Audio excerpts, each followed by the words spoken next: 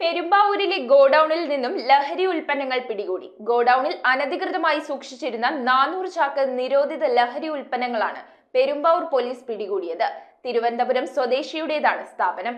South Vallath Travancore റേയോൺസിന് സമീപത്തെ ഗോഡൌണിൽ അനധികൃതമായി സൂക്ഷിച്ചിരുന്ന 400 ചാക്ക് നിരോധിത ലഹരി ഉൽപ്പന്നങ്ങളാണ് പിടികൂടിയത്. പോലീസിന് ലഭിച്ച രഹസ്യ വിവരത്തിന്റെ അടിസ്ഥാനത്തിലാണ് പൂട്ടിക്കിടന്ന ഗോഡൌണിനുള്ളിൽ നിന്ന് ഇത്രയുമധികം ലഹരി വസ്തുക്കൾ പിടിച്ചത്. തിരുവനന്തപുരം സ്വദേശിയുടെ ഉടമസ്ഥതയിലുള്ളതാണ് ഈ ഗോഡൌൺ. നിലവിൽ പെരുമ്പാവൂർ സ്വദേശിയായ സുബൈറാണ് ഇതിന്റെ നടത്തിപ്പുകാരൻ. സംഭവത്തിൽ ആരെയും പോലീസ് അറസ്റ്റ് ചെയ്തിട്ടില്ല. ഗോഡൌണിനകത്തെ മറ്റൊരു ചെറിയ മുറിക്കുള്ളിലാണ് ചാക്ക് കെട്ടുകളിലായി അട്ടിയിട്ട നിലയിൽ ലഹരി ഉൽപ്പന്നങ്ങൾ കണ്ടെത്തിയത്. കൂടാതെ മറ്റു ഭാഗങ്ങളിലും പ്ലാസ്റ്റിക് ചാക്കുകളിലായി നിറച്ച് ലഹരി വസ്തുക്കൾ കണ്ടെത്തിയിട്ടുണ്ട്. അതിഥി തൊഴിലാളികൾക്കിടയിൽ വിൽപ്പന നടത്തുക എന്ന ലക്ഷ്യത്തോടെയാണ് ഇത്രയുമധികം ലഹരി വസ്തുക്കൾ ഇവിടെ സൂക്ഷിച്ചിട്ടുള്ളതെന്നും പോലീസ് പറഞ്ഞു. ഇതിന്റെ പിന്നിലുള്ളവരെ കുറിച്ച് ഊർജിതമായ അന്വേഷണം നടത്തിവരികയാണ് പോലീസ്. ഒരാഴ്ച മുൻപാണ് Perumbavoor Mudikkal government higher secondary സ്കൂളിന് സമീപത്തെ ഗോഡൌണിൽ നിന്ന് 1.25 കോടി രൂപ വിലമതിക്കുന്ന സിഗരറ്റുകളും മറ്റ് ലഹരി വസ്തുക്കളും പിടികൂടിയത്. News bureau, Perumbavoor.